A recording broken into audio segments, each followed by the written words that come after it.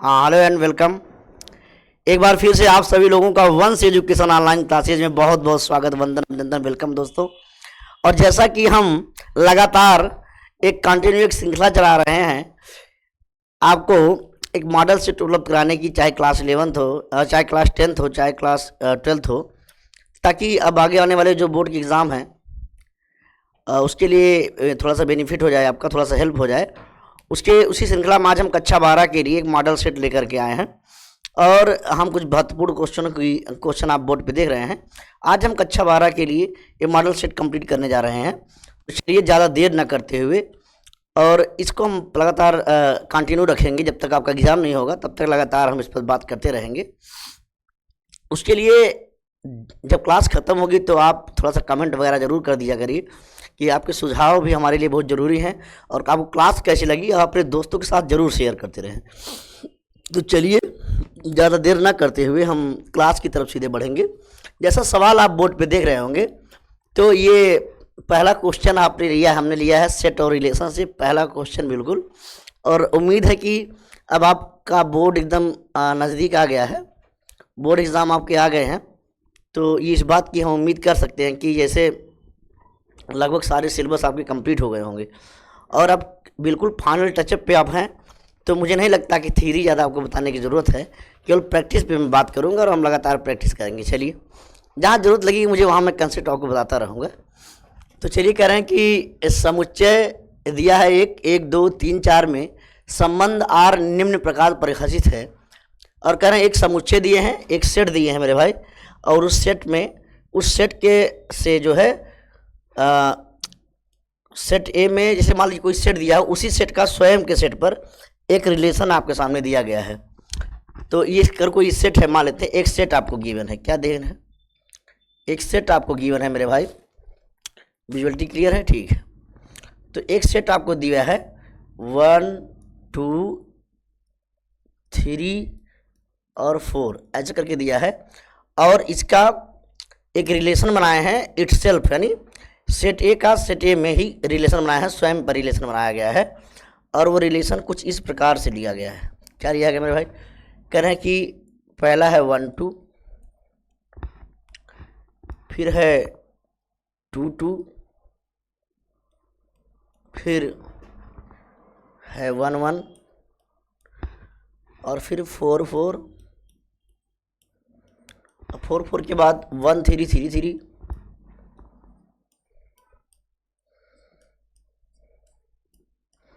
और 3 2। ये एक रिलेशन दिया गया है और इस रिलेशन में आपसे पूछा गया है क्या स्वतुल्य तथा सममित है किंतु संक्रामक नहीं। तो एक एक चेक करते हैं, बताइए स्वतुल्य कब होता है। तो मैं स्वतुल्य की थोड़ा सा बात कर लेता हूँ। जैसे आप पढ़े होंगे, अगर जैसे कोई एलिमेंट ए ले ले, करें अगर कोई एलिमेंट ए है, बिलोंग टू सेट ए कर रहा है, अगर कोई एलिमेंट लिए और वो सेट ए में बिलोंग कर रहा है, तो कह रहे हैं मेरे भाई तो उसका डबलेट यानी उसका यानी ए का उसका डबलेट मौजूद होना चाहिए। अगर मौजूद है, बिलोंग्स टू आर में है, फॉर एवरी, है ना,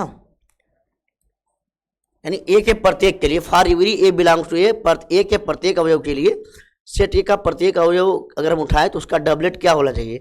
आर में बिलोंग करना चाहिए। तब हम उसको क्या कहेंगे? तब उसको हम क्या कहते हैं मेरे भाई? तब उसको हम कहते हैं स्वतुल्य है। क्या है? स्वतुल्य है। और आपको बता दें, अगर दो एलिमेंट है, कोई दो एलिमेंट उठाएं जो सेट ए में बिलोंग कर रहे हैं, अगर दो एलिमेंट है ए और बी और सेट ए में बिलोंग करें, सेट ए से मतलब सेट ए से हम दो एलिमेंट उठा लें और वो अगर ए में हैं उठा लें, तो अगर कह रहे हैं ए बी, अगर ए और बी वो आर में बिलोंग कर रहे हैं, तो इसका ए बी है तो उसी सेट के अंदर बी और ए भी अगर आर के अंदर बिलोंग कर रहे हैं, तब इसको हम लोग क्या कहते हैं मेरे भाई? सम्मित कहते हैं। क्या कहते हैं? सम्मित कहते हैं। और कह रहे हैं कि अगर 3 एलिमेंट उठा लें, ए बी सी 3 एलिमेंट उठाएं, कहाँ से? सेट ए से उठा लें, तथा ए बी जो है वो आर में है तथा बी सी भी आर में है। तो कह रहे हैं अगर इस प्रकार दिस इम्प्लाइड डेट ए से बी में और बी से सी में, तो फर्स्ट और लास्ट वाला, यानी अगर ए सी भी बिलोंग कर जाए आर में, तो इसको हम लोग कहते हैं संक्रामक। क्या कहते हैं? संक्रामक संबंध कहते हैं। तो इस तरीके से आपको टीचर लोग पढ़ाए होंगे, संक्रामक कहते हैं।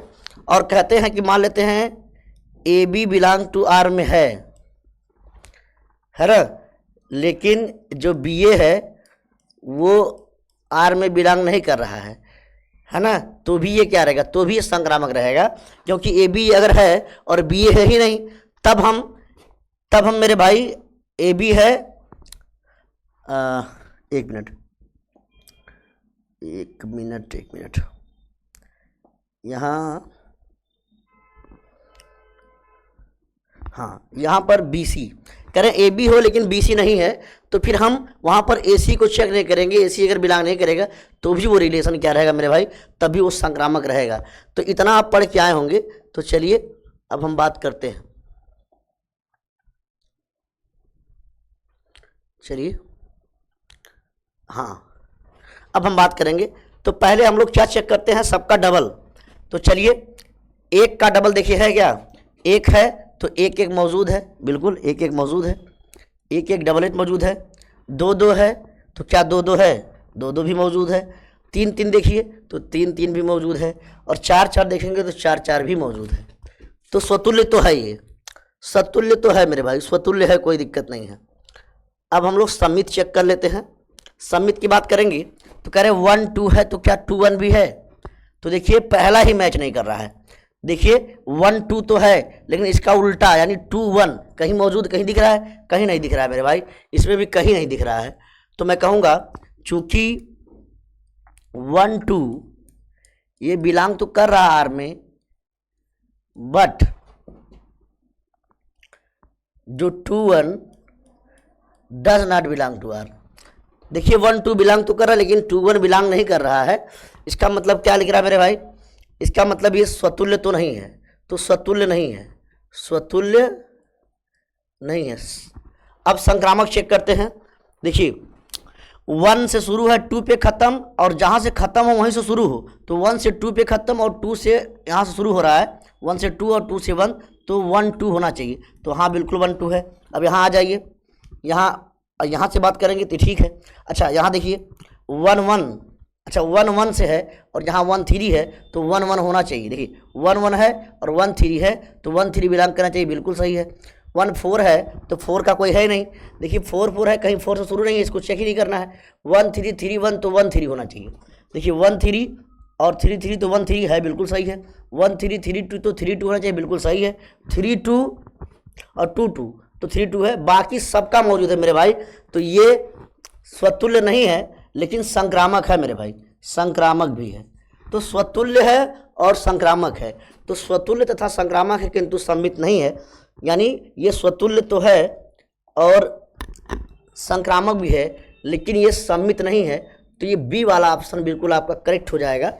तो इस हिसाब से सबका डबलेट भी मौजूद है, और लेकिन सबका 1 2 है, लेकिन 2 1 मौजूद नहीं, इसलिए सम्मित नहीं है। संक्रामक की बात करेंगे 1 2 2 1, तो 1 2 मौजूद है। सबका मैंने चेक कर लिया है, बिल्कुल मेरे भाई ये संक्रामक संबंध है। तो स्वतुल्य है, संक्रामक, लेकिन सम्मित नहीं है। तो चलिए इस हिसाब से उम्मीद करते हैं सवाल आपको समझ में आया होगा। नेक्स्ट क्वेश्चन बढ़ते हैं। आइए देखिए भाई मैं एकदम आराम से आपको समझा रहा हूँ। एक और क्वेश्चन आपके सामने लिखा है, ये ITF का सवाल है, इनवर्स ट्रिग्नोमेट्रिक फंक्शन।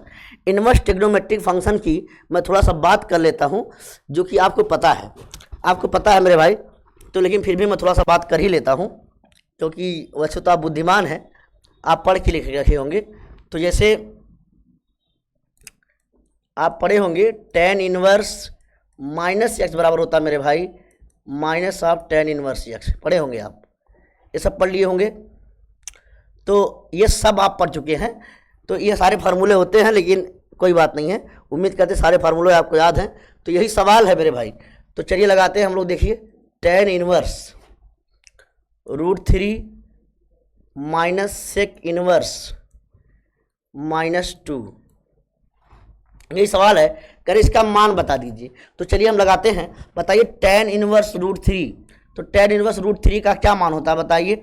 10 की कौन सा मान का डिम 3 होता है? तो आप कहेंगे सर 60 अंश, तो ये हो जाएगा π/3 और माइनस लगाइए और लगा दीजिए कोष्टक। ये सेक इनवर्स -2 है, तो सेक इनवर्स इसका फार्मूला होता है मेरे भाई पाई माइनस, क्या फार्मूला होता है इसका फार्मूला होता है मेरे भाई pi minus sec inverse, pi minus sec inverse 2, ये इसका फार्मूला बन जाएगा। अब इसको हम लोग सॉल्व कर लेते हैं। तो आप जानते हैं π/3 माइनस यहाँ से पाई और माइनस, बताइए सेक इनवर्स 2 कौन सा, मतलब सेक का कौन सा मान 2 होता है? सेक के किस कोण के लिए इसका मान 2 होता है बताइए? तो आप कहेंगे सर सेक 60 का मान, तो π/3 हो जाएगा यहाँ से। तो इसको थोड़ा सा हम लोग सॉल्व कर लेते हैं। तो क्या जवाब बन जाएगा मेरे भाई? ये बन जाएगा π/3 और ये ब्रैकेट अगर तोड़ेंगे तो ये माइनस ये प्लस हो जाएगा और ये π/3 और ये माइनस पाई, सॉल्व कर लेंगे तो हो जाएगा 2π/3 और ये माइनस पाई, सॉल्व कर लीजिए 3 × 3 तो हो जाएगा 2π माइनस 3π और /3, इसको सॉल्व करिए तो हो जाएगा मेरे भाई -π/3, यही आपका राइट आंसर है। तो ये -π/3 आपका आ जाएगा। तो यहाँ से हमने इसको सॉल्व कर दिया है, तो बिल्कुल बी वाला, बी फॉर बॉल, बिल्कुल आपका एक करेक्ट आंसर बन जाएगा। तो -π/3। तो चलिए बढ़ते हैं नेक्स्ट क्वेश्चन की तरफ हम लोग। एक और सवाल आपका दिया है, अब आप ये पढ़े होंगे कोटि और घात, डिफरेंशियल इक्वेशन करके इसकी कोटि और घात पूछते हैं, आर्डर और डिग्री पूछ लिया जाता है ना। तो बताइए, तो कैसे चेक करते हैं बताइए सबसे ज़्यादा बार डिफरेंशिएबल फंक्शन कहाँ है? ये 3 बार डिफरेंशिएट किया गया, ये 2 बार किया गया है, तो सबसे ज़्यादा बार कहाँ डिफरेंशिएट किया गया मेरे भाई? ये है ना। तो कितनी बार डिफरेंशिएट किया गया है? तो कहेंगे सर 3 बार। तो इसकी जो कोटि हो जाएगी मेरे भाई, कोटि, इसकी कोटि हो जाएगी जितनी बार डिफरेंशिएट है, जितने मैक्सिमम हाईएस्ट टाइम डेरिवेटिव मौजूद है ना, हाईएस्ट बार कितना मौजूद है? तो 3 बार डेरिवेटिव किया गया है, तो इसकी कोटि हो जाएगी 3। और कह रहे हैं कि अगर घात बतानी हो, डिग्री, इसकी डिग्री यानी इसकी घात बतानी हो, तो घात क्या होता है? Power on highest order derivative present in the term. इस पूरे एक्सप्रेशन के अंदर, इस पूरे डिफरेंशियल इक्वेशन के अंदर जो हाईएस्ट डेरिवेटिव वाला टर्म है, उस टर्म की घात देखते हैं। बताइए इस पूरे की घात कितनी है मेरे भाई? तो आप कहेंगे सर इसकी घात 1 है, तो डिग्री इसकी हो जाएगी मेरे भाई 1, लेकिन कोटि 3 हो जाएगी। लेकिन हमसे यहाँ पूछा है कोटि है क्या? कोटि मेरे भाई क्या है? तो कोटि मेरे भाई इसकी 3 है, और अगर डिग्री पूछता मेरे भाई तो इसका 1 आंसर देते। तो ये आपका सवाल बिल्कुल आसान था। इस तरीके के क्वेश्चन आपके एग्जाम में पूछे जाते हैं MCQ में, ये आपके सामने क्वेश्चन रख दिया गया है। नेक्स्ट सवाल हम लोग लेते हैं, एक और बेहतरीन सवाल। कह रहे आव्यूह ए तथा बी एक दूसरे के व्युत्क्रमानुपाती होंगे केवल यदि। तो बताइए, ये तो बहुत सिंपल प्रॉपर्टी पे क्वेश्चन है। कह रहे 2 आव्यूह, क्या लिखेंगे? समान कोटि के। कह रहे समान कोटि के 2 आव्यूह, अच्छा समान कोटि के 2 आव्यूह रहे, या ऐसे 2 आव्यूह अगर दोनों एक दूसरे के व्युत्क्रम हैं तो क्या लिखेंगे? कहेंगे मेरे भाई, कहेंगे कब व्युत्क्रम होते हैं? अगर हम ए और बी का मल्टीप्लाई करें, या चाहे बी और ए का मल्टीप्लाई करें, हमेशा क्या आ जाए मेरे भाई? आइडेंटिटी मैट्रिक्स आ जाए, तो उसको हम लोग कहते हैं कि ए और बी एक दूसरे के क्या हैं? व्युत्क्रमणीय आव्यूह हैं, तो व्युत्क्रम है। तो बस ए और बी बराबर, चाहे ए बी बराबर बी ए बराबर आई आ जाए। तो यहाँ कह रहे हैं क्या ए बी बराबर बी ए हो? नहीं मेरे भाई, ये तो गलत ऑप्शन है। कर ए बी बराबर बी ए बराबर नल मैट्रिक्स, नहीं। ए बी बराबर नल मैट्रिक्स, बी ए बराबर आई, नहीं। ए बी बराबर बी ए और बी ए बराबर मेरे भाई आई, तो ए बी बराबर बी ए बराबर आई आइडेंटिटी मैट्रिक्स। तो ये ऑप्शन बिल्कुल आपका करेक्ट आंसर है। तो यही आपका मेरे भाई बिल्कुल एग्जैक्ट आंसर हो जाएगा। तो यही बिल्कुल आसान था, क्वेश्चन था, ये हमने प्रॉपर्टीज उठाया था इस क्वेश्चन को। अब एक और सवाल, क्या निम्नलिखित में से किस अंतराल में y बराबर x² minus x² into e⁻⁻x एक वर्धमान फलन है? तो चलिए, आप इंक्रीजिंग और डिक्रीजिंग फंक्शन पढ़े हैं, तो इंक्रीजिंग क्या होता है और डिक्रीजिंग क्या फंक्शन होता है, इसके बारे में आप जानते होंगे। तो एक बेहतरीन क्वेश्चन आपके सामने रखा है, चलिए इसको मैं लगा कर आपको दिखाता हूँ। तो y इज इक्वल टू क्या है मेरे भाई, यक्स स्क्वायर इंटू ई की पावर माइनस यक्स। इसके लिए हम लोग क्या करते हैं, y या y को हम लोग एफ एक्स भी कह सकते हैं, y को एफ एक्स भी करीजिए, कोई समस्या नहीं है। तो मैं यहाँ से एफ डैश यक्स निकालना चाहता हूँ। तो जब एफ डैश यक्स निकालेंगे, यानी एक बार इसका आकलन कर दीजिए, तो क्या आएगा मेरे भाई, कहेंगे पहला, फर्स्ट इंटू सेकंड का डेरिवेटिव लगाएंगे, आप पढ़े होंगे, तो कहेंगे पहला गुणे दूसरे का अवकलन। तो पहला और दूसरे का अवकलन करेंगे, फर्स्ट इंटू सेकंड का डेरिवेटिव, पहला गुणे दूसरे का अवकलन करेंगे तो ई पावर यक्स का इंटीग्रेशन ई पावर यक्स का करेंगे, तो ई पावर यक्स ही हो जाएगा माइनस, लेकिन यहाँ माइनस है तो यहाँ क्या हो जाएगा माइनस।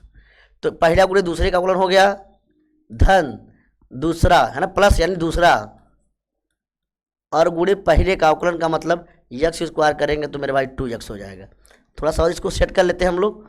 बताइए क्या है दोनों में कॉमन, तो हम कहेंगे मेरे भाई यक्स इंटू ई पावर माइनस यक्स कॉमन हो जाएगा। तो देखिए यक्स इंटू ई पावर यक्स कॉमन हो गया, तो यहाँ से बनेगा मेरे भाई 2 और माइनस, यहाँ से क्या बन जाएगा यक्स, है ना। तो इसको मैं माइनस बना लेता हूँ, क्योंकि माइनस ये कोष्टक के अंदर जो ये माइनस यक्स है उसको पॉजिटिव कर लेते हैं, तो मैं बाहर माइनस कॉमन ले लूँगा, तो यक्स इंटू ई पावर माइनस यक्स, और यहाँ बन जाएगा मेरे भाई यक्स माइनस 2, है ना। तो अब हम क्रिटिकल पॉइंट कहेंगे, ये हमारा आ गया एफ डैश एक्स। कह रहे हैं कि फॉर क्रिटिकल पॉइंट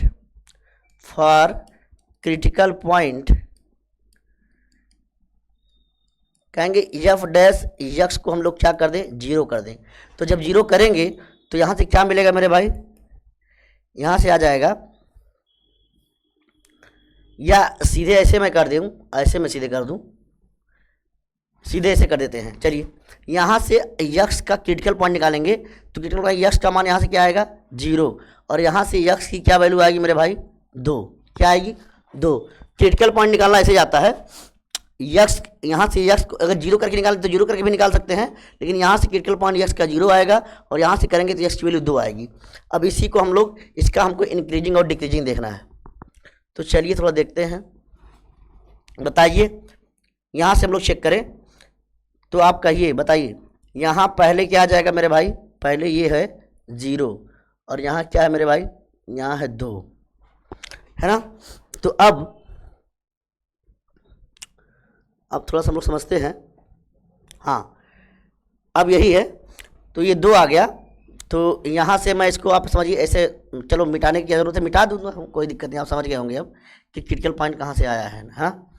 तो चलिए यहाँ से बात कर लेते हैं।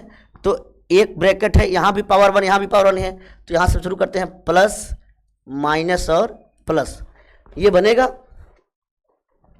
लेकिन देखिए यहाँ माइनस है, तो कहेंगे माइनस की वजह से, कहेंगे माइनस की, क्योंकि आगे माइनस, इसलिए माइनस की वजह से ये सारे साइन जो है वो चेंज हो जाएंगे। क्या हो जाएंगे सारे साइन, ये हो जाएगा 0, और ये जो 2 है, तो जो प्लस था मेरे भाई वो माइनस हो जाएगा, और जो माइनस हो मेरे भाई वो प्लस हो जाएगा, और ये जो प्लस था वो क्या हो जाएगा माइनस। पहले यही था, लेकिन अब माइनस की वजह से दोनों एक प्लस एक माइनस हो जाएगा। अब हमको इंक्रीजिंग देखना है, तो बताओ ये तो डिक्रीजिंग हो गया मेरे भाई, तो इसको मैं अगर बनाऊं तो ऐसे आप समझिए। अब हमको क्या पूछा गया बताइए, वर्धमान पूछा है, इंक्रीजिंग पूछा है, तो ये मेरे भाई देखो यहाँ से यही है इंक्रीजिंग। इंक्रीजिंग मेरे भाई कहाँ से है, 0 से 2 में इंक्रीजिंग है, और माइनस इनफाइनाइट से ये 3 अंतराल बन रहे हैं ना। तो बताइए यहाँ से अब 0 से 2 के बीच में क्या है मेरे भाई, इंक्रीजिंग है, तो इंक्रीजिंग यही फंक्शन है, यानी कहेंगे अंतराल 0 से 2 में एफ डैश एक्स क्या है मेरे भाई, ग्रेटर देन 0 है। ये इंक्रीजिंग फंक्शन मेरे भाई, इसका मान पॉजिटिव है, इसलिए ये वर्धमान फलन है। तो क्या ऑप्शन निकल के आएगा, तो 0 2 आपका आंसर बिल्कुल साफ निकल के आएगा। तो 0 से 2 में ये फंक्शन जो है, ये जो फंक्शन दिया है वो 0 से 2 में मेरे भाई वो वर्धमान फलन हो जाएगा। ऐसे करके हम लोग निकालते हैं। तो ये आपका बिल्कुल राइट, उम्मीद है समझ में आया होगा। नेक्स्ट क्वेश्चन बढ़ते हैं, पढ़ चुके होंगे आप लोग सारे। क्या समुच्चय ए में से स्वयं तक सभी एकाकी फलनों की संख्या ज्ञात कीजिए। तो चलिए एकाकी फलनों की संख्या की बात कर रहे हैं, तो चलिए, तो एकाकी फलनों की संख्या कैसे निकालते हैं मेरे भाई, वो मैं आपको बताता हूँ। जैसे मान लेते हैं, जैसे आप पढ़े होंगे, अगर कोई सेट है, कोई सेट ए है, उसमें नंबर ऑफ एलिमेंट मेरे भाई उसमें यम है, कितने हैं, यम। और एक और सेट है बी, इसमें नंबर ऑफ एलिमेंट मेरे भाई क्या है, एन। तो हम कहेंगे अगर कोई फंक्शन बना दिया, function from A to B, एक फंक्शन बना दिया ए से बी में से सभी एकाकी फलनों की संख्या निकल जाए। ए से बी में एकाकी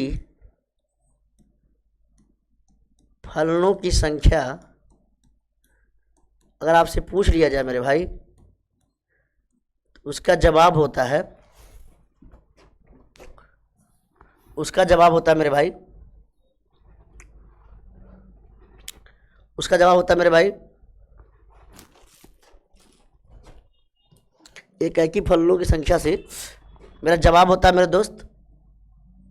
देखो इसमें 2-3 क्वेश्चन में जाते हैं, एकाकी फलन भी पूछ लेता है, आच्छादक फलन भी पूछता है कभी कभी, और कभी कभी मेरे भाई ये तो मान कभी कभी रिफ्लेक्सिव रिलेशन भी पूछ लेता है, ऐसे ढेर सारे। लेकिन हमसे यहाँ पर एकाकी फलनों की संख्या पूछा है, इसका जवाब हो जाता है मेरे भाई एन पी एम। क्या होता है, एन पी एम, ये जवाब होता है। इसको आप चाहे तो लिख सकते हैं, एकाकी फलनों की संख्या होती है मेरे भाई एन पी एम, है ना। तो ए से बी में पूछेगा तो एन पी एम ये एकाकी फलनों की संख्या होती है। तो अब यहाँ पर ये इसको आप आराम से इसको बना लीजिए, ये एकाकी फलनों की संख्या होती है। अगर फलनों की संख्या पूछता ए से बी में एकाकी फलनों की संख्या ये होता है मेरे भाई, अगर फलनों की संख्या पूछ ले, ए से बी में फलनों की संख्या कितने फलन होंगे, फलनों की संख्या पूछ ले मेरे भाई, तो वो होता है मेरे दोस्त, वो होता है एन पावर एम। अगर ए से बी में फलनों की टोटल नंबर ऑफ फंक्शन पूछ ले तो एन पावर एम बनेगा, और अगर बी से ए में पूछ ले तो एन पावर एम बनेगा, यहाँ से एन पावर एम बनेगा ए से बी में, यानी ए से बी में करेंगे तो इसकी पावर ये, और बी से ए में जाएंगे तो एम पावर एन हो जाएगा। हालांकि यहाँ हमसे पूछा है एकाकी फलनों की संख्या, तो बताइए, तो इसका तो स्वयं का स्वयं में है, तो यानी यहाँ तो स्वयं का स्वयं में है। कितने एलिमेंट है मेरे भाई, ये 3 एलिमेंट हैं, तो यहाँ हम लगा लेते हैं, इसमें इसी में रख लेते हैं। तो क्या होगा, कहेंगे एकाकी फलनों की संख्या मेरे भाई यहाँ क्या हो जाएगा, एन पी एम से, तो दोनों में 3 है तो 3p3 हो जाएगा, और 3p3 का मतलब मेरे दोस्त फैक्टोरियल 3/3 माइनस 3 फैक्टोरियल, और इसको सॉल्व करेंगे तो ये हो जाएगा फैक्टोरियल 3/0 फैक्टोरियल, और फैक्टोरियल 3 का मान आप जानते हैं मेरे दोस्त 3 दूनी 6, ये आपका आंसर हो जाएगा। तो टोटल नंबर ऑफ 6 कितने जाएंगे मेरे भाई, टोटल 6। तो ए से स्वयं तक सभी एकाकी फलनों की संख्या मेरे भाई वो हो जाएगी 3p2 यानी 3p3, इसका मतलब फैक्टोरियल 3 हो जाएगा, और 3 दूना 6 आप जानते हैं फैक्टोरियल 3 का मान होता है, तो ये आंसर हो जाएगा। नेक्स्ट सवाल, चलिए करें log x sin x का, log x की पावर sin x का x के सापेक्ष अवकल गुणांक ज्ञात कीजिए। ये भी एक बेहतरीन सवाल है दोस्त, इसको भी आप पढ़ के आए होंगे, बहुत कठिन सवाल नहीं है, इसको आप लगा सकते हैं। तो चलिए मैं आपको लगा के दिखाता हूँ। पहले क्या करते हैं बताओ, आपके गुरुजी भी बताए होंगे, तो क्या बताए हैं बताइए। हम लोग क्या लेते हैं, मान लेते हैं y बराबर, क्या मानते हैं मेरे भाई, y बराबर मानते हैं log x की पावर sin x है। ये हमने मान लिया कि माना y बराबर, मान लिया, कहेंगे दोनों पक्षों का log लेने पर, दोनों पक्षों का log लीजिए मेरे भाई। तो जब दोनों पक्षों का log लेंगे तो हो जाएगा log y बराबर, आप पढ़े होंगे एक प्रॉपर्टी, क्या पढ़े होंगे, ये साइन कहाँ जाएगा मेरे भाई, साइन x आगे आ जाएगा, और ये हो जाएगा log ऑफ log x हो जाएगा। क्यों, चूंकि log a की पावर अगर m है तो ये हो जाता है यम log a। पढ़े होंगे आप लोग, यम कहाँ आ जाता है मेरे भाई, वो आगे आ जाता है, हो जाता है यम log a। ये पढ़े होंगे आप लोग फार्मूला। अब यहाँ से इसको, अब इसका अवकलन करा, इसको फर्स्ट मान लीजिए, इसको सेकंड फंक्शन मान लीजिए, बस यही कर लेना है। तो कहेंगे दोनों पक्षों का यक्स के सापेक्ष अवकलन करने पर, कर लीजिए मेरे भाई। तो log y का अवकलन क्या हो जाएगा मेरे भाई, 1/y, और ये हो जाएगा y का करेंगे तो dy/dx। इसका करिए तो sin x पहला गुणे log x का अवकलन करेंगे, ये log है, यहाँ पर मेरे भाई चेन रूल लगेगा। देखिए फंक्शन के अंदर फंक्शन 2 बार फंक्शन है, तो बाहर वाले का अवकलन करिए, अंदर वाले को मत छेड़िए। बाहर वाले का log x का अवकलन क्या करेंगे, तो हो जाएगा 1/log x। फिर log x का अवकलन करेंगे तो दोस्त मेरे हो जाएगा 1/x। पहला गुणे दूसरे का अवकलन log x का 1/x और इस log का फिर 1/x हो गया, प्लस दूसरा log ऑफ log x, दूसरा गुणे पहले का अवकलन, तो साइन का अवकलन क्या हो जाएगा मेरे भाई, cos x, है ना, cos x हो जाएगा।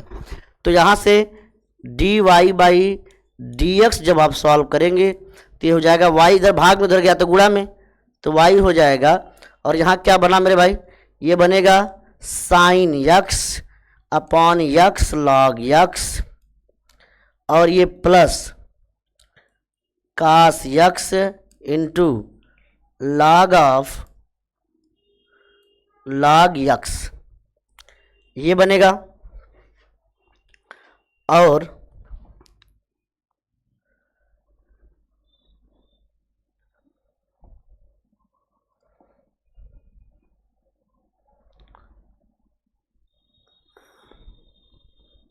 एक मिनट मेरे भाई,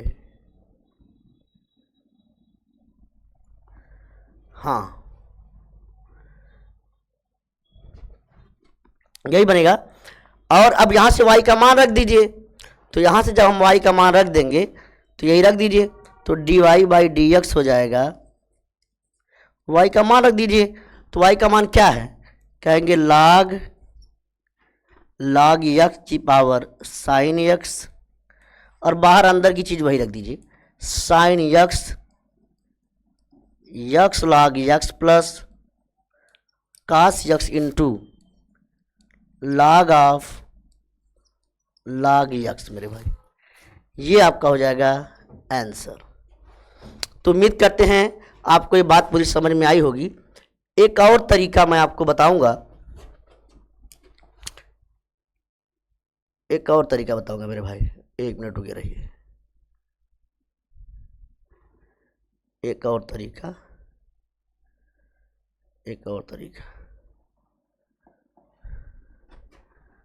हाँ एक और तरीका ही मैं आपसे शेयर कर दूं।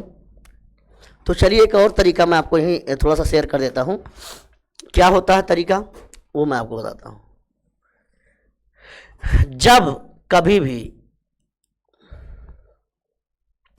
जब कभी भी कोई फंक्शन दे दे,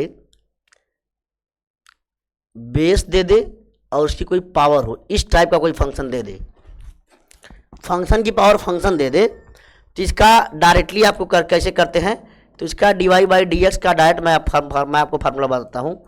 ये क्या होता है, ये होता है मेरे भाई ओरिजिनल फंक्शन जो b पावर p है इंटू पावर का डेरिवेटिव यानी p dash into log b, power का derivative log base plus power by base into base का डेरिवेटिव। ये डायरेक्ट फार्मूला होता है। अगर एमसीक्यू में आए तो लगा सकते हैं, कैसे मैं लगा के दिखाता हूँ आपको।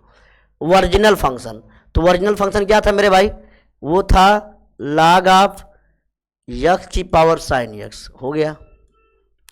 कह रहे हैं पावर का डेरिवेटिव, पावर का डेरिवेटिव मतलब साइन का अवकलन क्या होता है मेरे भाई, cos x, हो गया, इनटू log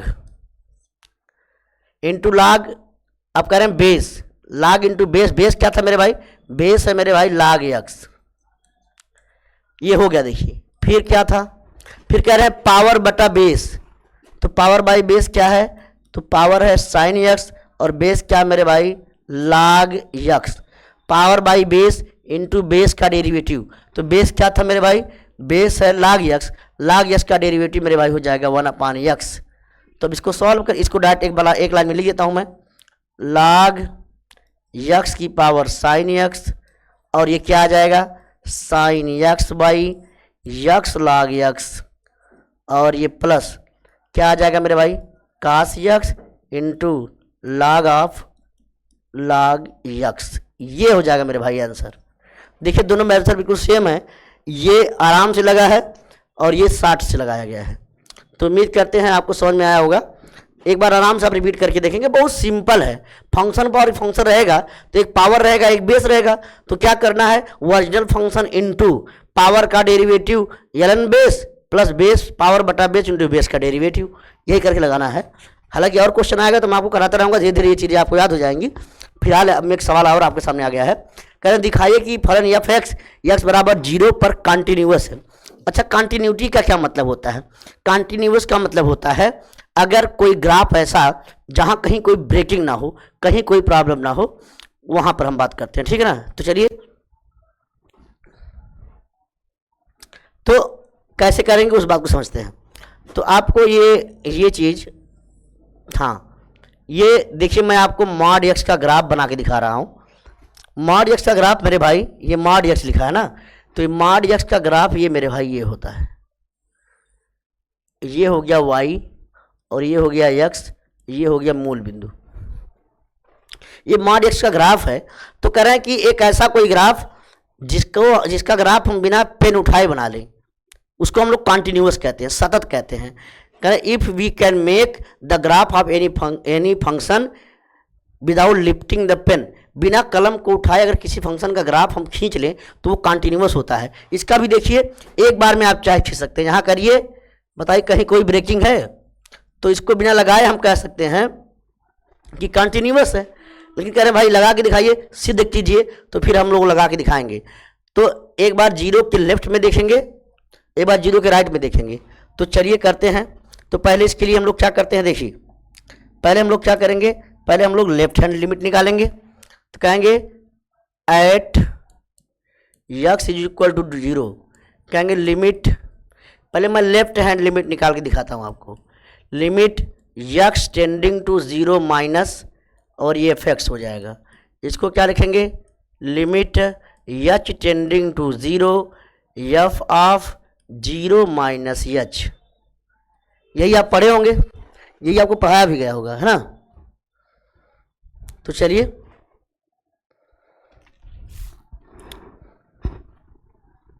हाँ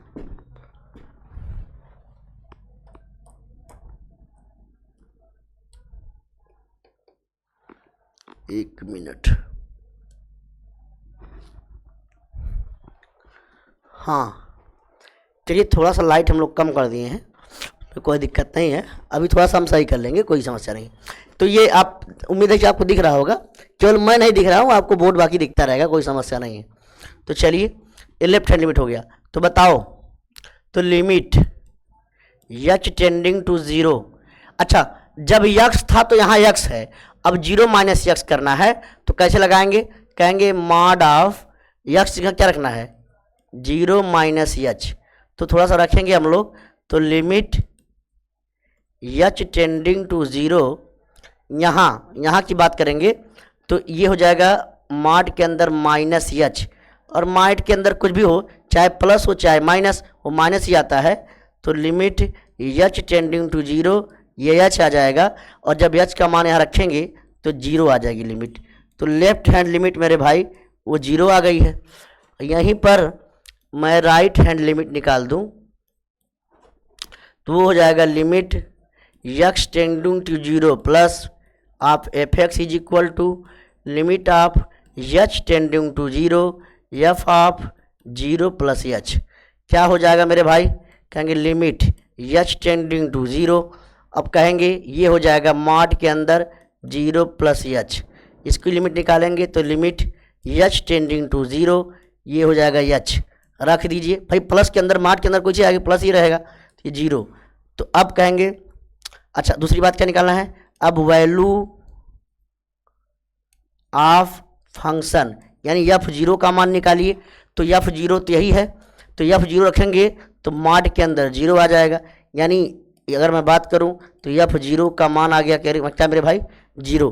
अब आप देखिए यहाँ ना, चूंकि कहेंगे लेफ्ट हैंड लिमिट बराबर है राइट हैंड लिमिट बराबर है वैल्यू ऑफ फंक्शन।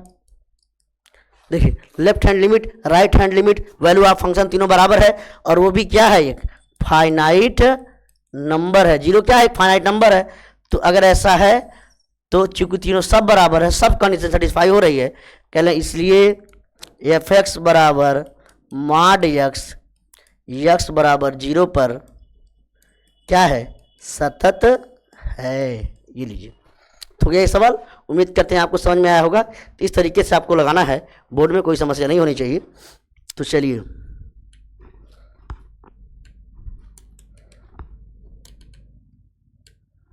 हाँ, एक बार फिर मैं आपको थोड़ा सा गोरा दिख रहा होऊंगा, थोड़ा सा भाई कभी कभी लाइट वगैरह की प्रॉब्लम हो जाती है, तो उम्मीद करते हैं अब आपको साफ दिख रहा होगा। चलिए एक सवाल यहाँ आपके सामने रखा गया है, कह रहे हैं कि ये एक मैट्रिक्स दिया हुआ है, कह रहे दिखाइए कि determinant 3 is equal to 27 of determinant A. हालांकि इसको लगाने की जरूरत नहीं है, मैं आपको दिखा देता हूँ क्या होता है। आपको प्रॉपर्टी पढ़ाई होगी, ये प्रॉपर्टी का सवाल। आपको प्रॉपर्टी पता है मेरे दोस्त, क्या पता है, अगर कोई कांस्टेंट के है और ए में मल्टीप्लाई है मेरे भाई, यहाँ के और अगर ए के अंदर मल्टीप्लाई है, तो इसका आपको पता है क्या फार्मूला होता है। अगर कितना 3 क्रॉस क्या लिख रहे हैं, ये 3 क्रॉस 3 का है ना, देखिए कितने का है ये 3 क्रॉस 3 ऑर्डर का है। तो अगर जितने ऑर्डर का होगा तो ये फार्मूला बन जाता है मेरे भाई के पावर 3 और डिटर्मिनेंट ऑफ ए, यही फार्मूला बनता है। तो बताओ यहाँ क्या है, यहाँ 3 ऑफ डिटर्मिनेंट ऑफ ए है, तो ये फार्मूला ही क्या बनेगा 3 पावर 3 और डिटर्मिनेंट ऑफ ए। तो अब क्या हो जाएगा बताइए, 3 3 का 9 3 27 और डिटर्मिनेंट ऑफ ए। हो गया प्रूफ मेरे भाई। तो ये तो प्रॉपर्टी पर था, लेकिन हम इसको लगा के आपको ऐसे दिखाएंगे। देखिए डिटर्मिनेंट किसका निकलता है, डिटर्मिनेंट निकलता है स्क्वायर मैट्रिक्स से। किससे, स्क्वायर मैट्रिक्स यानी वर्ग आव्यूह से निकलता है डिटर्मिनेंट। डिटर्मिनेंट उसी मैट्रिक्स का निकलता है जो वर्ग आव्यूह है ना। तो ये वर्ग आव्यूह है मेरे भाई, 3 × 3 क्लास का है, यानी 3 क्रॉस 3 ऑर्डर का है ये। तो अब हम डिटर्मिनेंट ए निकालना चाहते हैं। तो डिटर्मिनेंट ए जब आप करेंगे तो इसको कैसे लिखेंगे मेरे भाई, 1 0 1 0 1 2 और 0 0 4। इसको हम थोड़ा सॉल्व कर लेते हैं। तो बताओ, जिसमें ज़्यादा जीरो होता है उसी के अनुसार हम विस्तार कर लेते हैं। तो हम क्या कर रहे हैं, क्या लिख रहे हैं, कहेंगे C1 के अनुसार। किसके अनुसार, C1 के अनुसार विस्तार करने पर। करिए C1 के अनुसार विस्तार। तो जब करेंगे C1 के अनुसार विस्तार तो ये 1 हो जाएगा, ये बंद ये बंद, तो क्या बनेगा मेरे भाई, आप ऐसे समझिए। तो जब C1 के अनुसार विस्तार करेंगे तो क्या बन जाएगा 1, ये बाहर 1 हो जाएगा, ये हो जाएगा 1 2 0 4। सॉल्व कर लेंगे तो 1 का मतलब तो वही 4 का नम 4, ये 4 हो जाएगा, 4 - 0 मतलब ये 4। तो मैं ये कह लूँ कि डिटर्मिनेंट ए का मान कितना आया मेरे भाई, डिटर्मिनेंट ए का मान कितना आ गया 4। तो अब मुझे निकालना है। अब कह रहे हैं देखिए, कह रहे 3a की बात कर रहे हैं, तो पहले हम 3a की बात कर लेते हैं। अगर 3 से मल्टीप्लाई हम करते हैं, कितना करते हैं, 3 से मल्टीप्लाई कर लीजिए, तो 3a का डिटर्मिनेंट निकालना है। तो पहले हम बताइए, पहले हम 3a निकाल लें। जब 3a की बात करते हैं तो आपको पता है, जब 3a की बात करते हैं तो मैट्रिक्स के अंदर 3 से गुणा करेंगे तो हर एलिमेंट में गुणा हो जाता है। तो यहाँ क्या हो जाएगा मेरे भाई, ये हो जाएगा 3 0 3 और ये 0 1 0 3 और 3 दूनी 6 और 0 0 और 4 3 आएंगे, क्या इतना हो जाएगा मेरे भाई 12। अब कह रहे हैं जो 3a आया है उसका डिटर्मिनेंट निकालिए। तो इसका डिटर्मिनेंट कहेंगे, उसी के अनुसार विस्तार करेंगे, C1 के अनुसार कर दीजिए। तो 3 हो जाएगा, ये कैंसिल हो जाएगा, तो ये 3 0 और 6 12 ये आएगा। इसको सॉल्व करेंगे तो 3 गुणे यहाँ क्या बन जाएगा मेरे भाई, 12 तिहाई 36। क्या हो जाएगा, 12 तिहाई 36, है ना। तो ये 12 तिहाई 36 हो जाएगा। और मैं ऐसे कह दूं कि इसको मैं कह दूं, इसको क्या कर सकता हूं, इसको मैं कह सकता हूं 3, इसको 4 और इसको 9, है ना। इसको 4 × 9 कह दीजिए। तो क्या बन जाएगा मेरे भाई, तो मैं कहूँगा 3 डिटर्मिनेंट 3 ऑफ ए बराबर हो जाएगा, ये बन जाएगा मेरे भाई 9 3 27, 27 गुणे 4 हो जाएगा। तो आप बताइए 3a है बराबर, ये हुआ 27 मेरे भाई, और 4 का वैल्यू देखिए, डिटर्मिनेंट ए का मान है मेरे भाई 4, तो जहाँ 4 है वहाँ मैं डिटर्मिनेंट ए लिख देता हूँ।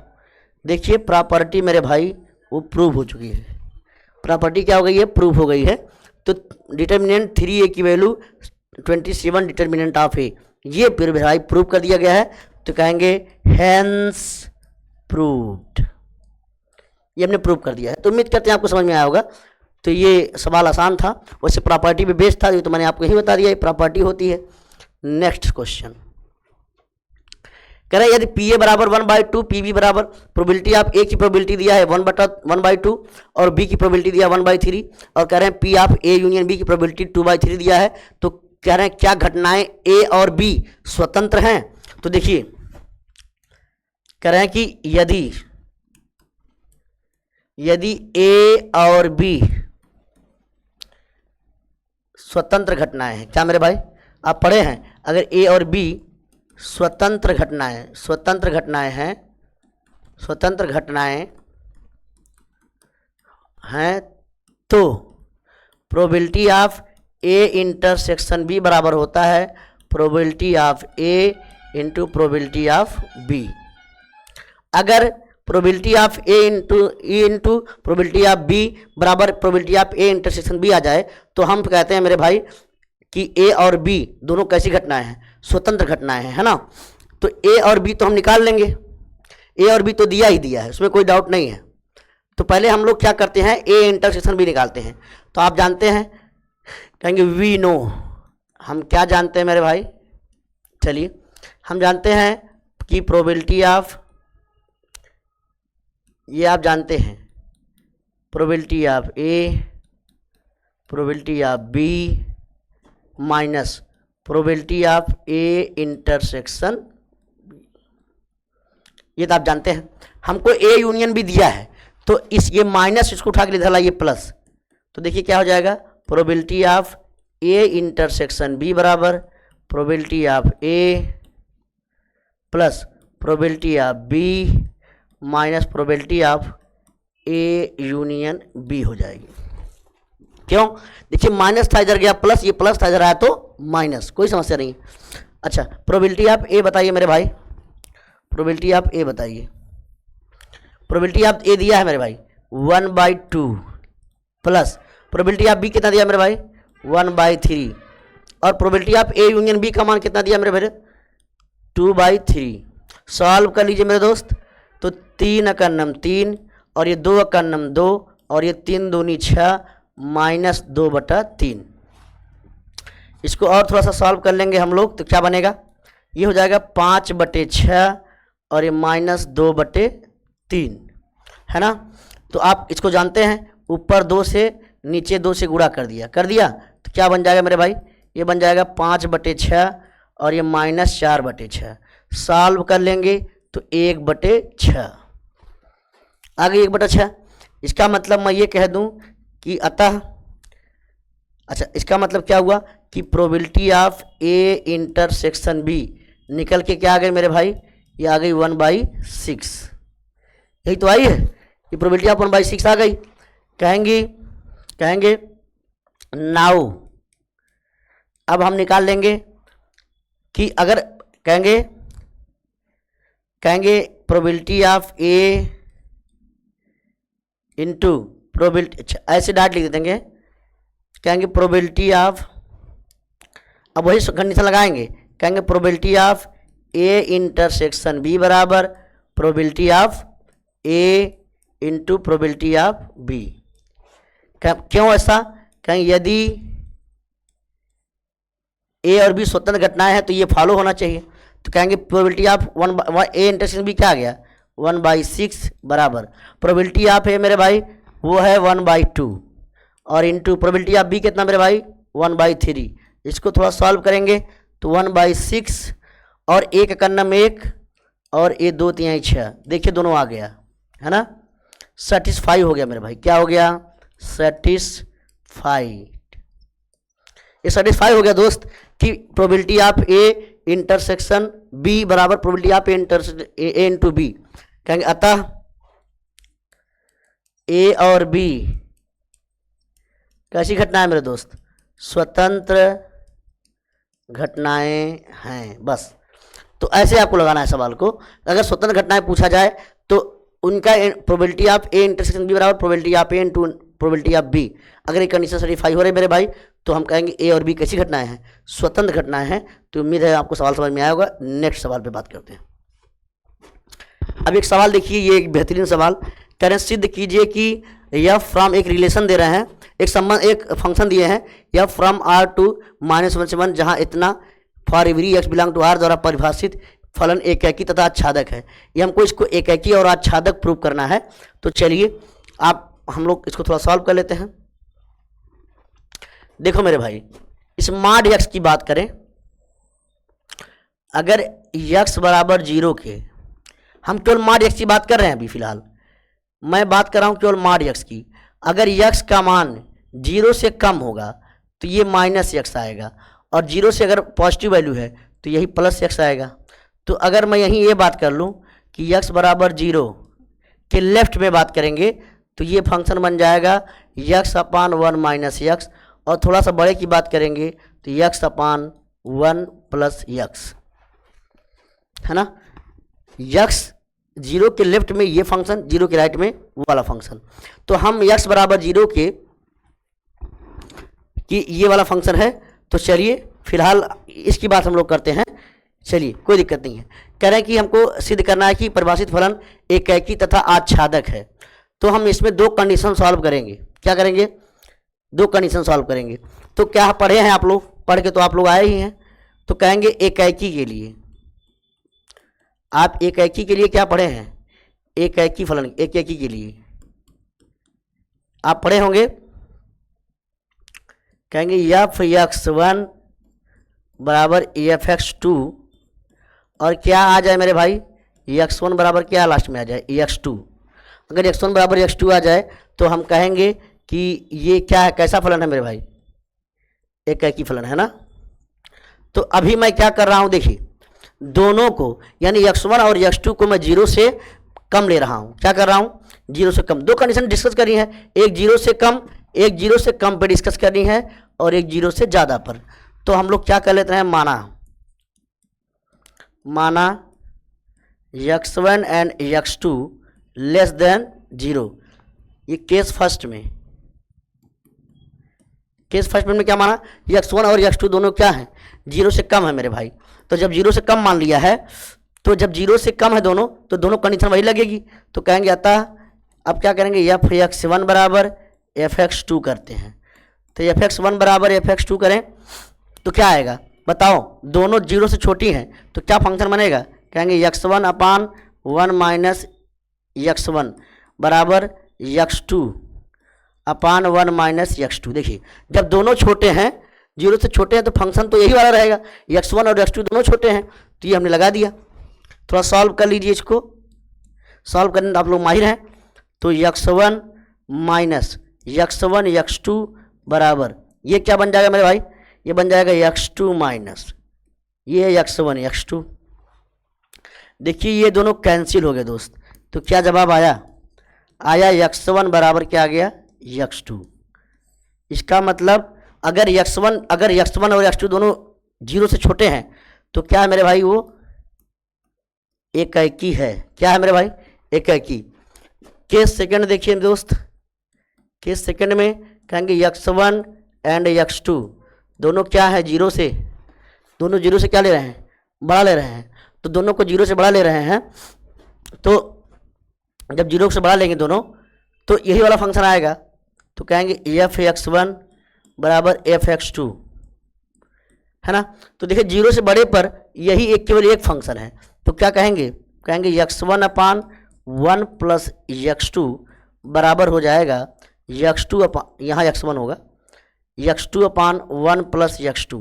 थोड़ा सॉल्व कर लेंगे तो x1 प्लस x1 x2 बराबर x2 प्लस x1 x2। ये देखिए कैंसिल हो चुका है, और x1 बराबर क्या आ गया मेरे भाई, x2, है ना। अतः f क्या है मेरे भाई, f क्या दोस्त, एकाकी है। क्या है, एकाकी हो गया। तो अगर दोनों और x बराबर 0 की बात करेंगे, तो x बराबर 0 पर तो ये 0 ही हो जाएगा। क्या हो जाएगा, x बराबर 0 पे मेरे भाई ये तो 0 हो जाएगा, कोई समस्या ही नहीं है। तो ये चीज हम लोगों ने बता दिया है। तो एकाकी की बात कर रहे थे। अब देखिए, अब यहां तो हो गया।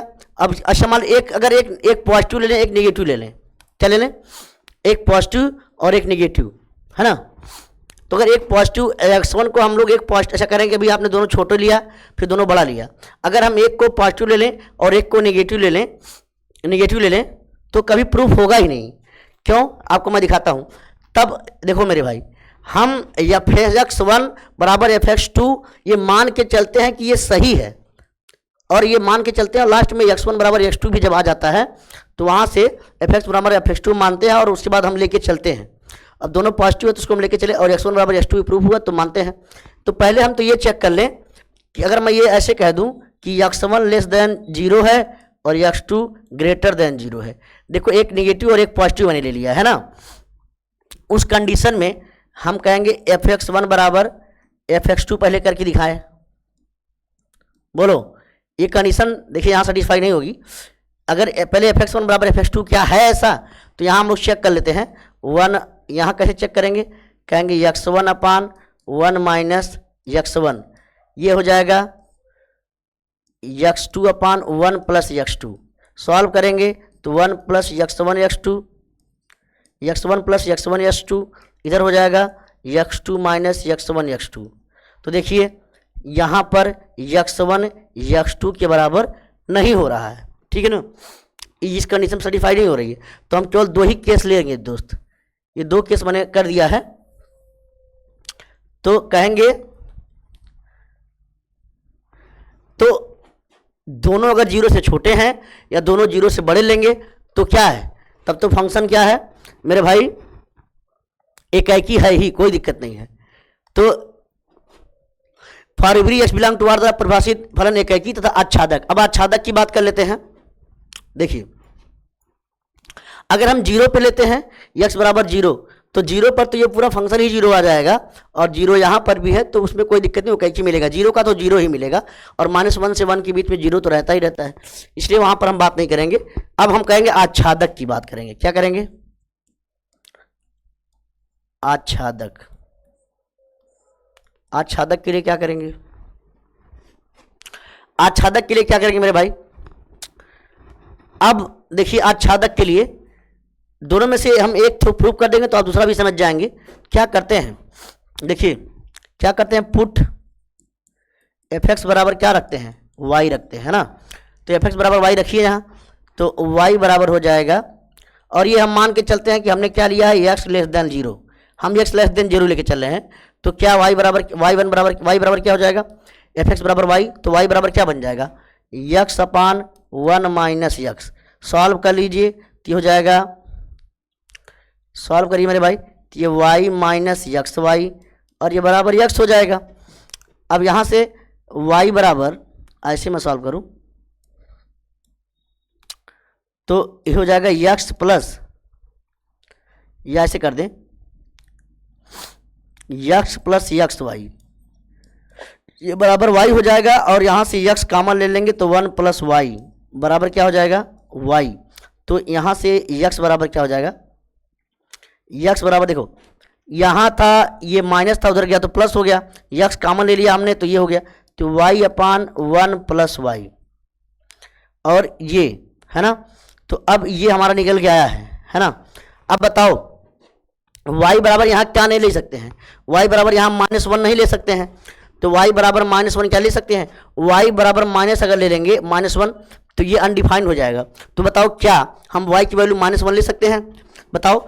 ये कि चूंकि -1 और ये 1 है तो ना तो ये शामिल है ना तो ये शामिल है, क्योंकि ओपन इंटरवल है, तो -1 और 1 तो ले ही नहीं सकते हैं, तो कोई समस्या ही नहीं है।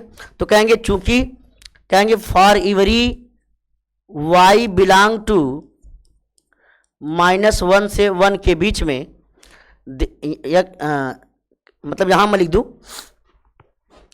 अब y का कोई भी मान, क्योंकि y का मान लेना कहां से है, y का मान -1 से 1 के बीच में लेना है। अब y का मान -1 से लेकर 1 के बीच में कोई भी लीजिए तो यहां पर x का मान मिलेगा, केवल y बराबर -1 पे नहीं मिलेगा, और y बराबर -1 हमको लेना भी नहीं है, इसलिए कहेंगे for every y belong to -1 there exist x belong to r, है ना, कि y के प्रत्येक मान के लिए x में एक पूर्व प्रतिबिंब मौजूद है। इसको लिखना चाहते हैं इसे लिख देंगे कि y के, अगर मैं ऐसे लिख दूं ऊपर, आप देखिए ऊपर देखिए क्या लिखेंगे, y बिलोंग्स टू, इसी में से लेना है, -1 से 1 के लिए प्रांत r में एक पूर्व, करेंगे प्रत्येक, फॉर एवरी एक पूर्व प्रतिबिंब मौजूद है, अतः क्या है, एक आच्छादक फलन है। तो इस हिसाब से, वैसे आप x ग्रेटर देन 0 के लिए भी चेक कर सकते हैं, तो वहां से भी आच्छादक फलन आएगा, इसलिए लिख देंगे अतः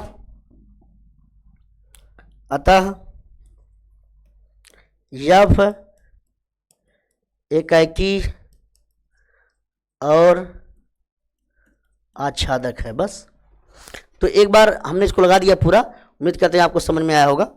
तो चलिए, आप चाहे तो स्क्रीनशॉट ले लेंगे, बाद में भी रिवीजन करेंगे तो आपको समझ में आएगा। नेक्स्ट क्वेश्चन पे बढ़ते हैं। करें अवकल समीकरण, इसका हल कीजिए, इसको हल करना है मेरे भाई, क्या करना है, हल करना है। तो चलिए मैं आपको हल करके दिखाता हूं। देखिए अब यही सवाल है, देखिए यहां से मैं क्या कर रहा हूं, देखिए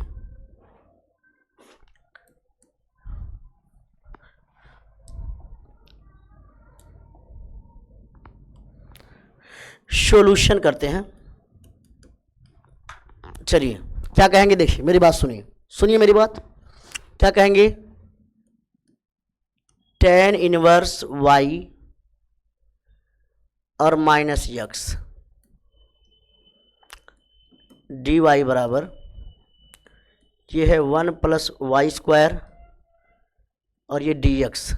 देखिए मैं क्या कर रहा हूं, मैं यहां से निकाल रहा हूं dx अपान dy, ये dx है, इस dy को इधर ले जा रहा हूं, तो क्या बचेगा, tan inverse y minus x upon 1 plus Y square, है ना।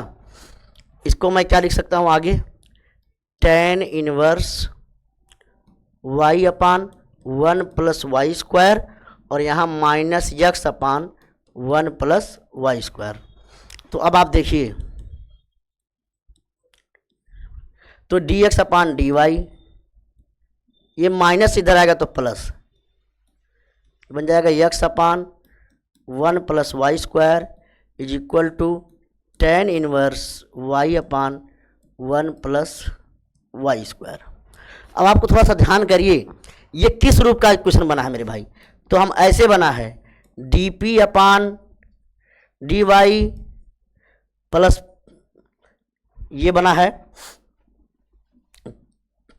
प्लस px बराबर q, इस टाइप का क्वेश्चन बना। देखिए ध्यान से, dp अपान px, ये आपका इस टाइप का क्वेश्चन बना है दोस्त, है ना, p और q। तो ये linear differential equation in x है, x में लीनियर डिफरेंशियल इक्वेशन बना है दोस्त। तो अब इसको कैसे लगाएंगे, तो इसके लिए अब इसको सॉल्व करना है, तो पहले हमको क्या निकालना पड़ेगा, इंटीग्रेटिंग फैक्टर।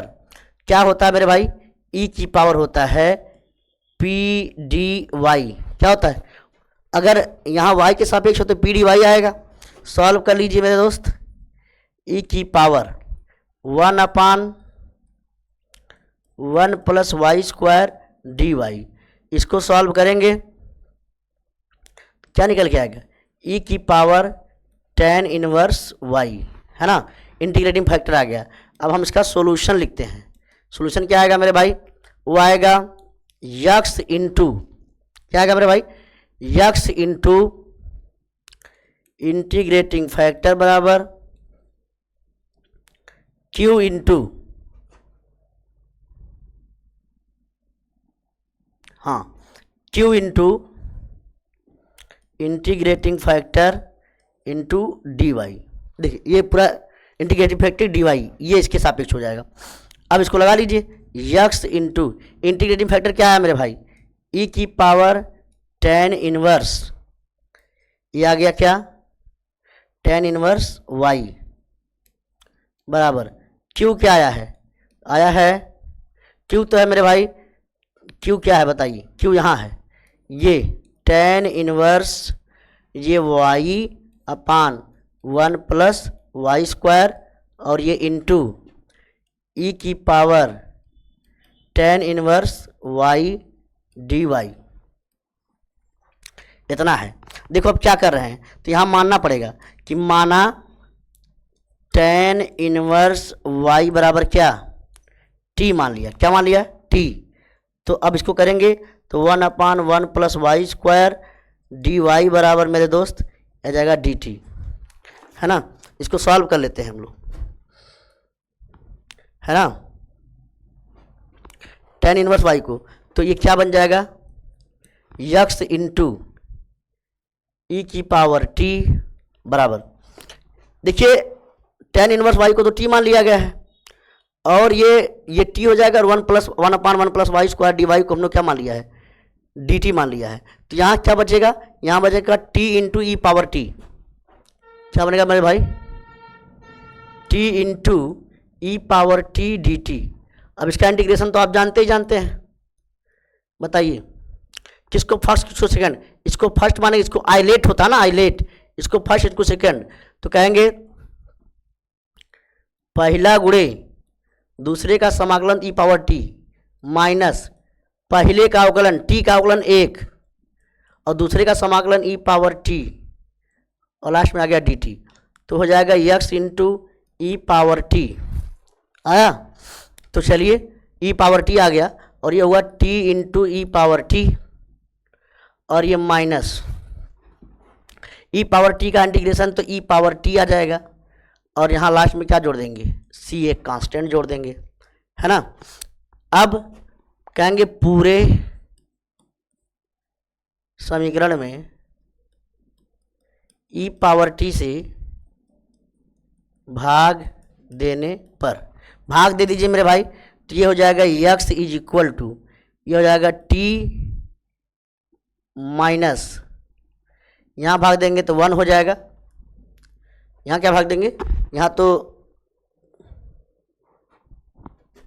यहाँ 1 हो जाएगा और यहाँ प्लस सी इंटू ई की पावर माइनस टी हो जाएगा, क्योंकि भाग देंगे तो पावर ऊपर जाएगी माइनस हो जाएगी। अब हम यक्स को ओरिजिनल रख देते हैं, टी को क्या माना गया था मेरे भाई, वो माना गया था tan inverse y minus 1 plus C और ई को क्या रख देना है, tan इनवर्स, यहाँ ई की पावर रहेगी, ई की power minus tan inverse Y. तो ये हो गया मेरे भाई आपका फाइनल जवाब, ये हो गया मेरे दोस्त आंसर। तो ये एक बेहतरीन क्वेश्चन था, एक अच्छा क्वेश्चन, तो ये इम्पोर्टेंट क्वेश्चन है, इसको आप चाहे तो आराम से स्क्रीनशॉट मार के नोट कर लीजिए या दोबारा आप चाहे तो रिवीजन करके, नहीं समझ में आया होगा तो रिवीजन करके। क्या क्या मैंने किया देखिए, पहले हमने डी एक्स अपान डी वाई में इसको लीनियर बना लिया है, लीनियर के लिए हम लोग इंटीग्रेटिंग फैक्टर निकाल लिए हैं, इंटीग्रेटिंग फैक्टर के बाद यक्स into integrating factor Q into integrating factor into D Y, ये फार्मूला होता है। इसको लगाने के बाद मैंने सॉल्व कर दिया है, बस यही करना है। नेक्स्ट क्वेश्चन करें, यदि ए बी सी मात्रक सदिश इस प्रकार है कि A plus B plus C बराबर 0 हो तो A dot B B dot C C dot A का मान ज्ञात कीजिए। चलिए बताइए, कहेंगे vector A plus vector B plus vector C का मान कितना दिया मेरे भाई, 0। तो मैं क्या कर रहा हूँ, देखो दोनों तरफ दोनों पक्षों का चाहे होल स्क्वायर कर दीजिए, होल स्क्वायर कर दीजिए, चाहे दोनों का मल्टीप्लाई कर दीजिए। वेक्टर ए, वेक्टर बी और वेक्टर सी। मल्टीप्लाई कर दीजिए, वेक्टर ए, वेक्टर बी और वेक्टर सी बराबर क्या आ जाएगा मेरे भाई? 0। तो चलिए करिए, तो कहेंगे ए डॉट ए हो जाएगा और इधर क्या हो जाएगा? ए डॉट बी और क्या हो जाएगा मेरे भाई? यहाँ अगर आप करेंगे डायरेक्टली पूरा करेंगे तो ये ए डॉट सी हो जाएगा, प्लस फिर यहाँ से बी डॉट ए और बी डॉट बी और ये B dot C plus C dot A, C dot B plus C dot C बराबर 0। सबका मल्टीप्लाई कर दिया मैंने। अब आप जानते हैं, आप क्या जानते हैं प्रॉपर्टी मेरे भाई? अगर ए डॉट ए होता है वो माड ए का क्या हो जाता है? होल स्क्वायर हो जाता है। दूसरी प्रॉपर्टी आप जानते हैं कि ए डॉट बी बराबर क्या होता है मेरे भाई? बी डॉट ए, दोनों बराबर होता है ना। तो यहाँ देखिए मैं क्या बना रहा हूँ, ए डॉट ए हो जाएगा माड ए का स्क्वायर और माड बी का स्क्वायर और प्लस माड सी का स्क्वायर हो जाएगा। और ये क्या बनेगा? 2a dot B plus 2b dot C, 2b dot C plus 2c dot A बराबर क्या आ जाएगा मेरे भाई? 0। क्या आ जाएगा? 0। अब यहाँ से दोनों सब के सब माड ए, माड ए बी सी क्या है? मात्रक सदिश। तो हो जाएगा 1 प्लस 1 प्लस 1 और ये 2 कॉमन ले लीजिए, ए डॉट बी कॉमन ले लीजिए, हाँ। तो हो जाएगा A dot B, B dot C plus C dot A बराबर क्या हो जाएगा मेरे भाई? 0। इसको सॉल्व करिए तो ये क्या बनेगा? ये 2a dot B, B dot C plus C dot A, ये 1 1 2 1 3 3 प्लस उधर गया तो -3, अब ये 2 गुणा में उधर गया तो भाग में। तो A dot B, B dot C, C dot A बराबर -3/2 मेरे भाई। ये आपका आंसर निकल के आएगा। तो -3/2 एक बेहतरीन क्वेश्चन है दोस्त, इसको लिख लीजिएगा आराम से, इंपॉर्टेंट क्वेश्चन है। चलिए नेक्स्ट करें, यदि एक रेखा का कार्तीय समीकरण इतना है तो इसका सदिश रूप में समीकरण ज्ञात कीजिए। ये बहुत एक लाइन का सवाल है, अगर आपको समझ में आ रहा, आपको पता है। करें कि अगर मैं कहूं एक मान लेते कोई रेखा है जो ए पॉइंट से पास हो रही है और किसी रेखा ए पॉइंट से पास हो रही है और एक वेक्टर है जिस बी के पैरेलल है। करें equation of a line passing through a point A and parallel to B. तो एक रेखा का समीकरण जो एक पॉइंट से पास होगी तरह किसी वेक्टर के समांतर है, तो उसका फार्मूला पढ़े होंगे, आर बराबर vector A plus lambda times of vector B. ये आप पढ़ के आए हैं। तो अब इसको लगा लीजिए, तो आर बराबर क्या हो जाएगा बताइए? वेक्टर ए कैसे निकलेगा? अब एक किस पॉइंट से पास हो रहा है? देखिए यहाँ माइनस, तो ये होता है, इसको आप कर लीजिए, तो यही तो है वेक्टर ए। तो अगर आपको मैं बता देता हूँ थोड़ा सा बेसिक से ही, तो इसको कैसे लगाएंगे? देखो वो होता है x माइनस ए या x माइनस x1 अपान ए, y माइनस y1 अपान बी और ये z माइनस z1 अपान सी, है ना। तो अब a क्या होता है? जो a है वो जो a वेक्टर होता है ना, वो होता है,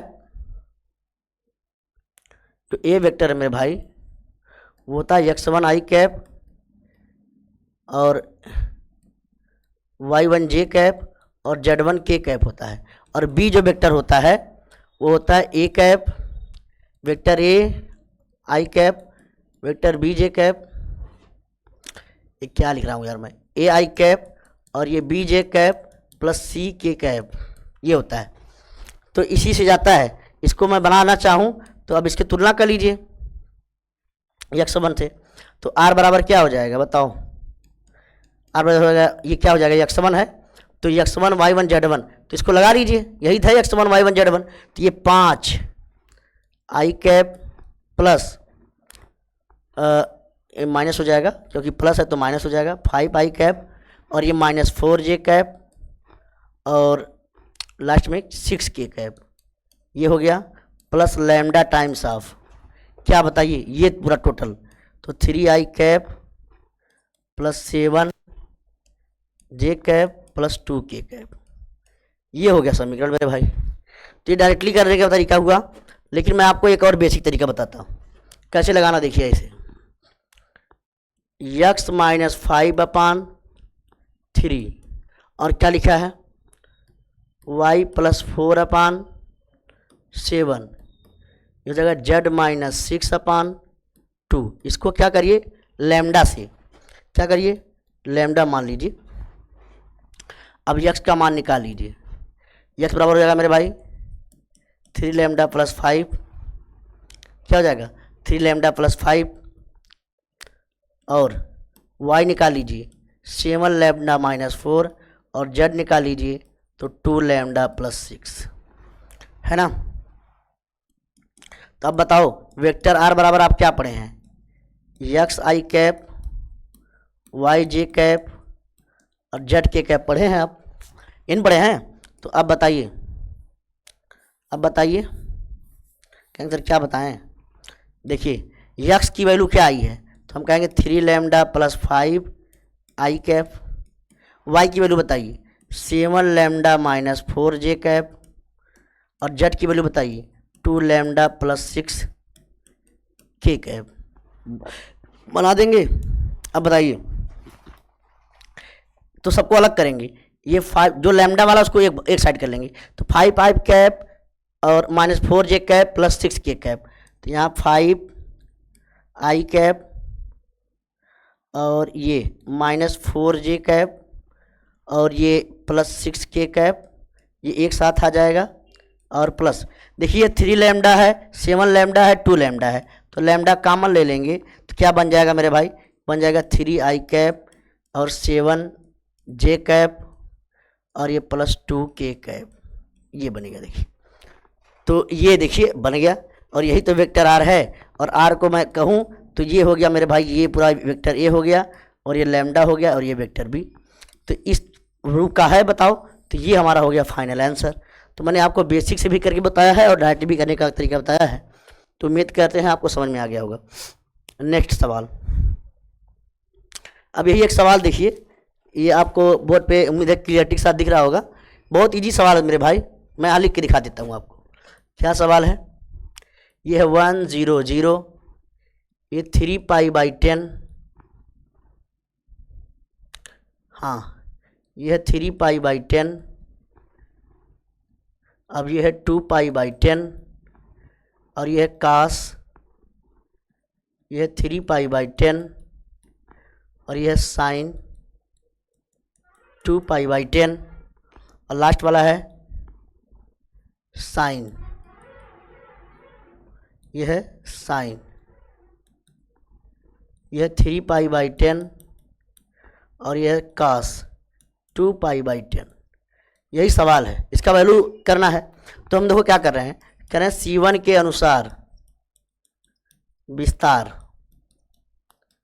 करने पर, लगा लीजिए C1 के अनुसार कर लीजिए 1 हो जाएगा ये, इसको इधर करिए, इसको इधर करिए, बंद हो जाएगा तो ये कास हो जाएगा, कास 3π/10 इंटू कास 2π/10, और ये माइनस साइन 3π/10 इंटू साइन 2π/10, यही आएगा।